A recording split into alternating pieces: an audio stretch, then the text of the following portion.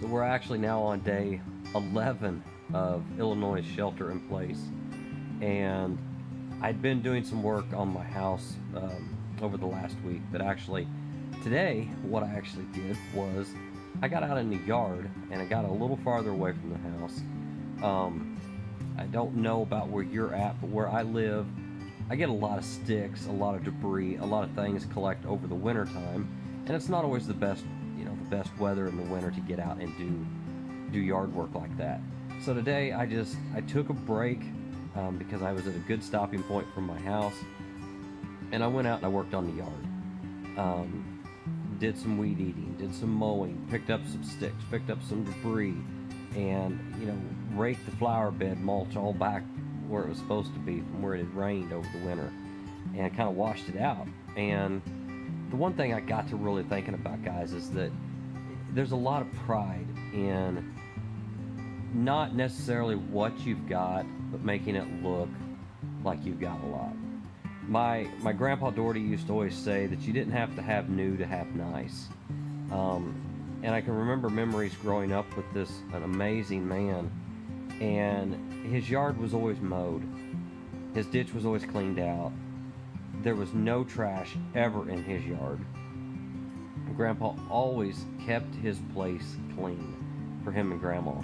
And that's one thing growing up that I always respected about my grandfather, was the pride he took in his curb appeal, even though he didn't have a lot.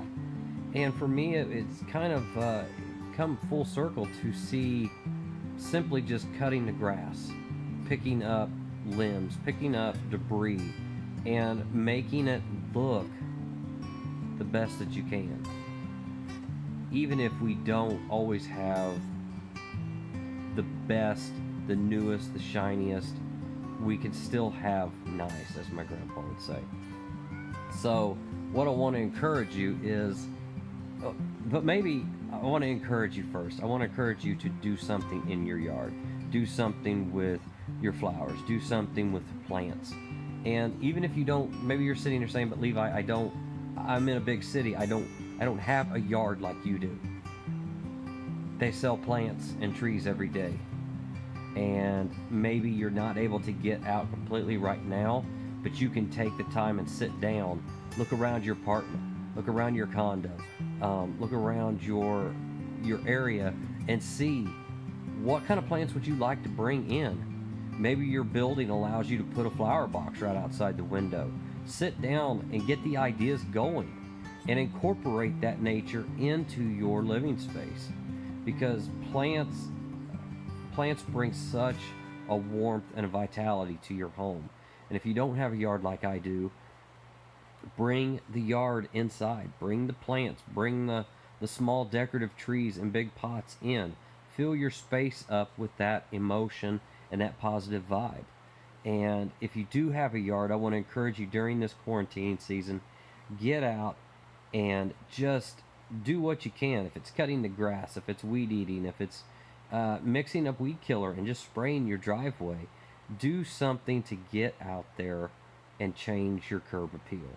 Because again, like I've been saying for this 11 days now, success is about making little changes that add up to big changes. So today, getting out in the yard is just a small change, whatever it is you do. But I want to encourage you to get out there and make the change. I'll see you later, guys.